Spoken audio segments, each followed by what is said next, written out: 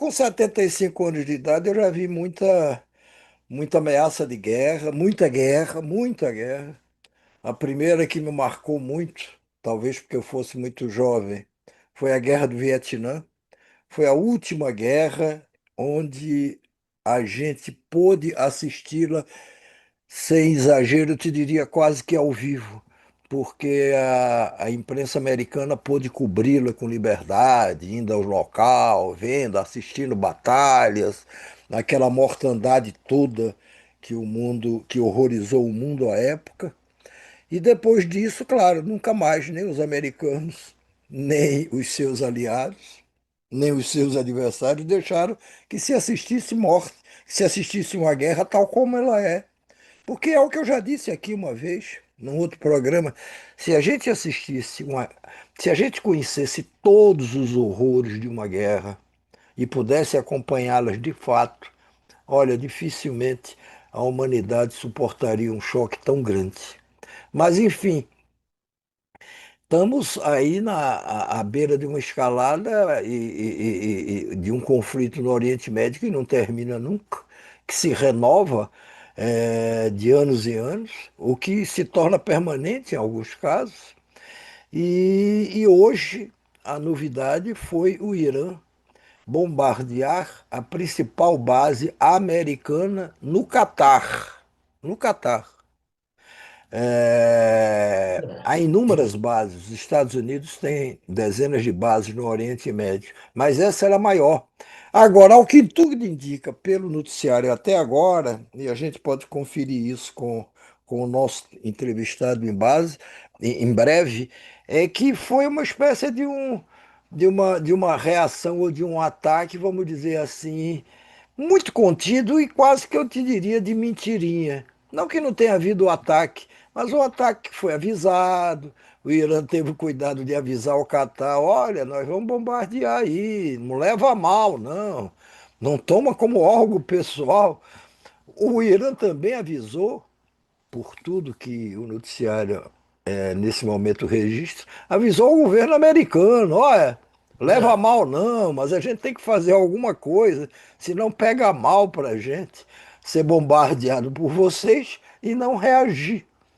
Então eu não sei se isso Escalar vai tanto. escalar a esse ponto ou não. Mas o nosso entrevistado especialista no assunto pode nos ajudar a pensar sobre isso. Bora, Victor Del Vecchio. Espero ter falado certo. Se não estiver falando errado, você me corrige, Victor. Ele, que é advogado, mestre em direito internacional, manja, portanto, dessa treta, Oriente Médio, Estados Unidos, Israel. E vai poder, claro, dar uma visão dele, uma visão de alguém que realmente sabe o que está acontecendo.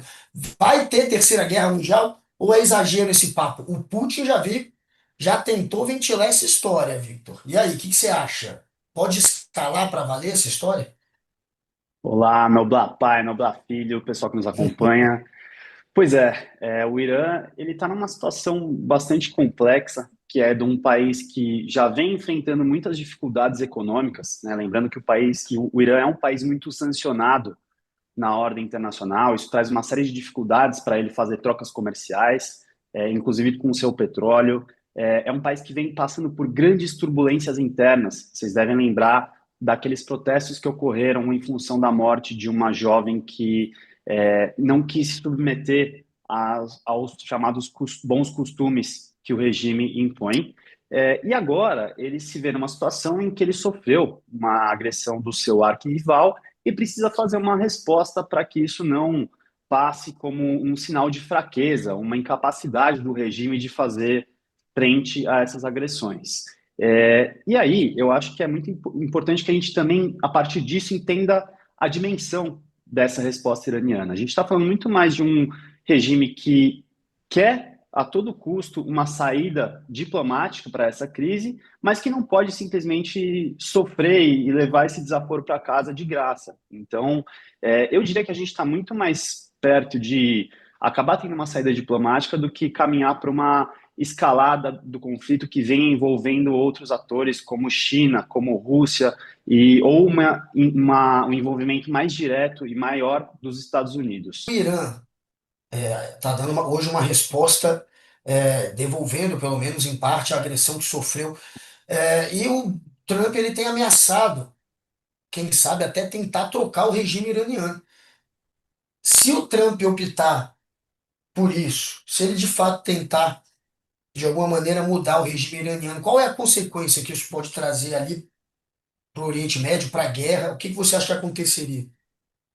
Guga, a gente vem passando por uma série de reviravoltas no Oriente Médio. Então, a gente teve recentemente a queda do Bashar al-Assad, que era o ditador da Síria. A gente teve uma troca de comando no Líbano e um enfraquecimento muito grande do Hezbollah, que é um grande aliado do Irã. E agora os Estados Unidos eles objetivam isso, né? E aí vale a gente lembrar que até 1979, quando houve a Revolução Islâmica no Irã e, portanto, ascendeu ao poder o regime que atualmente está no governo, o governo anterior ele era aliado dos Estados Unidos. E é tudo isso que os Estados Unidos querem, né? Que o país mais forte da região, é, que é o Irã, ele volte a ser um aliado americano, alguém que não represente uma ameaça, não só para a economia global, mas também para Israel, que é um aliado de primeira hora. Agora, trazendo aqui uma análise de futuro, né, sobre a possibilidade real da queda do regime. Isso não é tido como uma grande possibilidade, né? O regime ele vem sofrendo duras críticas internas, mas a gente observa, não só no caso iraniano, mas em caso em geral, quando existe uma agressão externa, é muito mais provável que o país se una em torno desse inimigo comum do que ele tente fazer uma troca interna. Eu diria que o cidadão iraniano médio ele tem muito mais ódio e repulsa aos Estados Unidos do que ao próprio regime do país dele, por mais contra que ele possa ser. E assim, não acredito que caindo o regime hoje, a gente tenha ascensão de algum líder aliado dos Estados Unidos. Muito pelo contrário, eu acho que esse vácuo ele seria ocupado, por exemplo, pelas forças de segurança do próprio Irã. E eu acho que a gente estaria trocando seis por meia dúzia. Continuaria sendo um regime autoritário, supressor de direitos humanos, com uma série de problemas. Agora veja, esse ataque americano ao Irã, com mais de 125 aviões e 75 armas, incluindo 14 bombas destruidoras de bunkers, ele foi, está sendo considerada a maior intervenção militar americana em décadas. Tudo isso a pretexto de que é preciso impedir o Irã de ter a sua bomba atômica. Esse pretexto que eu estou dizendo justifica um ataque dessa magnitude ou é apenas um pretexto, Vitor? Ricardo, eu acho que vale a pena a gente voltar na história e lembrar do que aconteceu, por exemplo, quando os Estados Unidos invadiram o Iraque, alegando que existiam armas de destruição em massa, armas químicas, e depois isso se verificou que não era verdadeiro. Então a história se repete. A gente está vendo uma justificativa de proteção da ordem mundial, de garantia da paz internacional, como uma justificativa para atingir esses objetivos políticos que são dos Estados Unidos e de Israel, que é o seu principal aliado ali na região. Então, existem uma série de meios regulamentados pelo direito internacional, inclusive através da Agência Atômica Internacional, de garantir que o Irã não esteja manipulando urânio para atingir objetivos militares, e sim para fins civis, né? Mas me parece que isso não entrou no cálculo norte-americano e nem no cálculo israelense. Pelo contrário, a gente sabe que isso é uma grande empreitada com uma finalidade de domínio da região e não com a finalidade de prevenção da paz na região. Agora, Vitor, por que que né, pode parecer uma pergunta boba, mas é o que todo mundo se pergunta, principalmente os leigos. Por que que Israel pode ter bomba atômica e, embora não admita oficialmente que tem, mas se calcula que ela tenha pelo menos 90 bombas atômicas acumuladas ou mais, e o Irã não pode ter? Pós-guerra, pós-Segunda Guerra Mundial, houve um grande esforço de todas as nações, sobretudo das nações vencedoras da Segunda Guerra, em regular esse ambiente internacional para a gente prevenir que o mundo passasse de novo por essas atrocidades que a gente assistiu durante as duas grandes guerras. Um desses esforços, e ele foi razoavelmente bem sucedido, é o Tratado de Não Proliferação de Armas Nucleares. Então, basicamente, se reconheceu que naquela época existiam potências nucleares que eram China, Estados Unidos, União Soviética, posteriormente Rússia, se não me engano, França e Reino Unido. Posso confirmar, mas enfim, É isso. é, é isso. E se fez um tratado que é o seguinte: a gente reconhece que existem essas potências atualmente, elas se comprometem a fazer um desarmamento gradual e todas as outras nações se comprometem a não proliferar, a não investir em armamentos nucleares. 5 países não aderiram a esse tratado até os dias de hoje, né? Israel é um deles, e Israel adota essa posição de ambiguidade, no sentido de não dizer que tem armas nucleares, mas também não negar, né? E muitos analistas, inclusive, já têm como certo que Israel possui esses armamentos, né? Outros países são o Sudão do Sul, que é um país super recente, não teve tempo de aderir ainda, Coreia do Norte, que entrou e saiu, e outros dois que depois eu me recordo aqui, mas enfim, o Irã ele aderiu ao Tratado de Não Proliferação Nuclear. Isso impõe alguns compromissos, como por exemplo ele ser regularmente fiscalizado.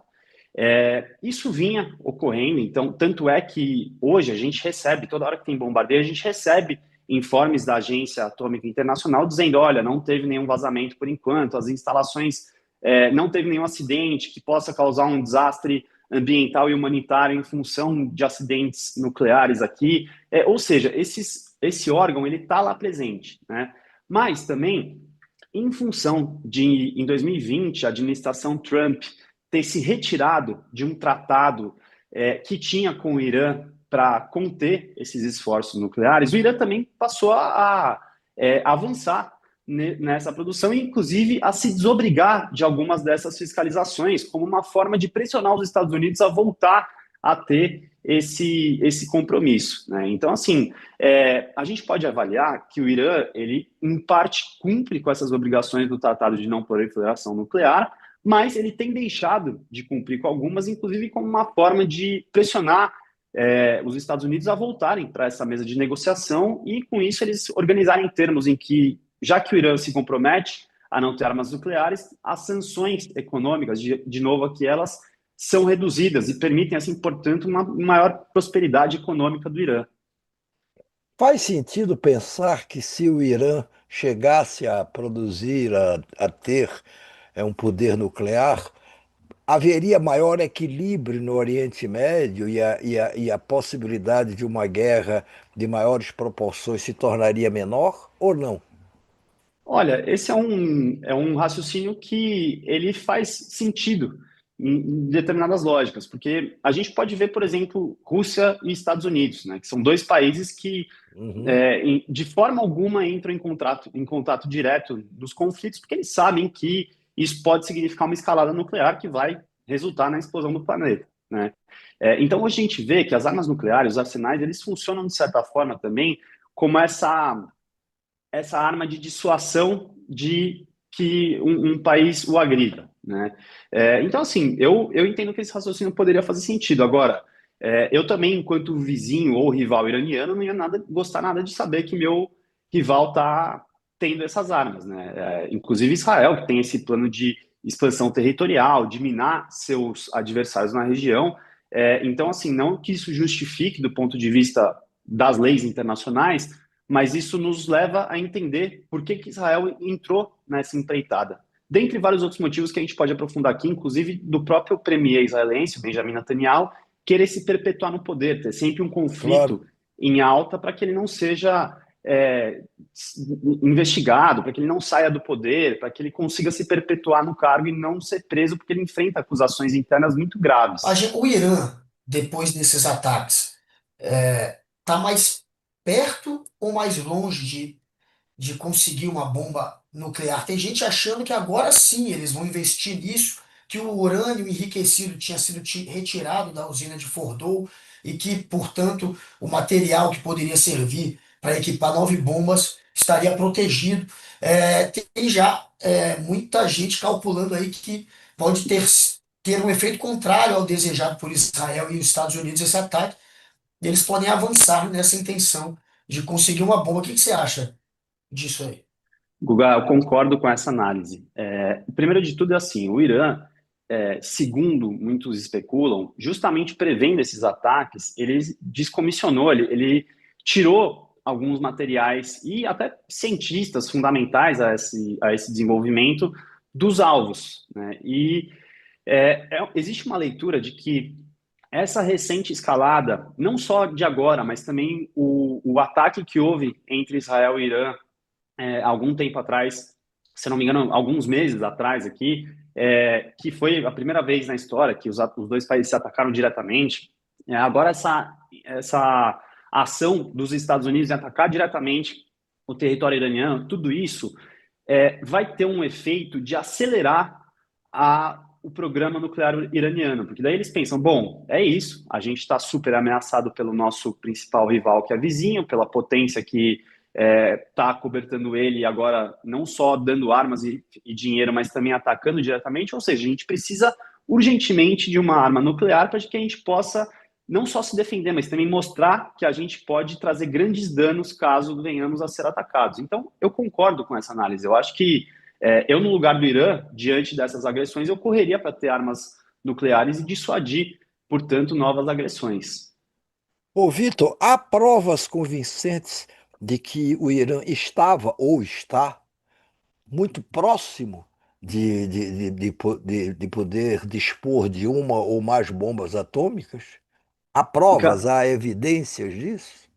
Olha, muito sólidas não, mas existem especulações de que ele caminha para isso e que justamente a falta da fiscalização que é feita pelos órgãos internacionais pode servir como a contraprova, né? Então bom, já que ele não quer ser fiscalizado, é sinal que deve ter alguma coisa aí.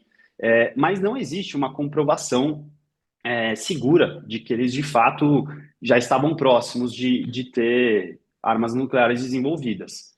Então, mais uma vez, a gente está atuando em cima de especulações e, claro, né, o Donald Trump ele fez alegações bastante assertivas sobre as armas nucleares do Irã, mas assim é importante a gente também lembrar que o Trump ele tem esse estilo de governar muito pautado numa retórica, em que ele fala coisas sem necessariamente ter um compromisso com a verdade para validar as suas ações e opiniões. Quem é que puxa quem para esses conflitos no Oriente Médio, principalmente? É Israel que puxa os Estados Unidos? É o Israel que empurra, ou são os Estados Unidos que empurram Israel para esses conflitos por ter interesses em jogo? Porque se Pois fala é, muito, olha aí, Israel agora conseguiu atrair os Estados Unidos, o Bibi, o primeiro-ministro, está sendo bem sucedido nessa tarefa, mas quem serve a quem para valer? pois é muito complicado a gente conseguir traçar uma linha onde isso tudo se iniciou e, portanto, depois disso, quem foi atraindo quem, né? Mas até porque, assim, o Oriente Médio é uma região super complexa. Então, acho que a gente pode lembrar que o Irã, ele não estava diretamente envolvido no conflito em Gaza em outros recentes que ocorreram. Mas ele é um grande financiador de todos esses grupos armados que estão envolvidos. O Hamas, o Hezbollah, os Houthis do Iêmen, todos eles são treinados, armados e financiados pelo Irã. Então, assim, a gente também dizer que o Irã não tem uma participação relevante não seria verdade, né? Mas, claro, eu acho que a gente pode entender como é que essa escalada vai ocorrendo. E eu vejo que esses recentes episódios que a gente tem visto, eles estão inseridos naquela lógica que eu comentei aqui, de Israel cada vez mais subir o tom das agressões, manter uma tensão na região e conseguir, portanto, manter o Netanyahu perpétuo no poder, né? Ele tem todo o interesse que isso ocorra, porque ele sabe que a hora que não tiver um problema tão grande quanto uma guerra para ele lidar, ou um inimigo exterior que una a população em torno dele, ele vai começar a sofrer a erosão do seu poder, pode ser tirado do poder e passar a sofrer as investigações que podem levá-lo à cadeia. Então, eu vejo isso tudo não só como um projeto de expansão territorial, de poder de Israel na região, eu vejo isso como um projeto de poder pessoal do Benjamin Netanyahu. O Trump dizia que sempre condenava as guerras, que os Estados Unidos não poderiam se envolver em guerras alheias, etc. e tal, papapá. E agora, se não mudou de opinião, mudou pelo menos de atitude. Isso pode custar ao Trump reprovação dos Estados Unidos, ou os americanos também nessa hora se juntam e apoiam o seu presidente de ocasião, fazendo o que tiver que fazer? Excelente observação, Ricardo. Vamos lembrar que assim o Trump ele se elegeu muito numa base de falar, olha, a gente não tem que mais gastar dinheiro financiando a guerra da Ucrânia, que nem os democratas fizeram. A gente tem que entender qual é o nosso nível de ajuda com Gaza, né? E fato é que até o momento, ao invés de cessar duas guerras, como ele havia prometido, ele está terminando com três guerras na mão.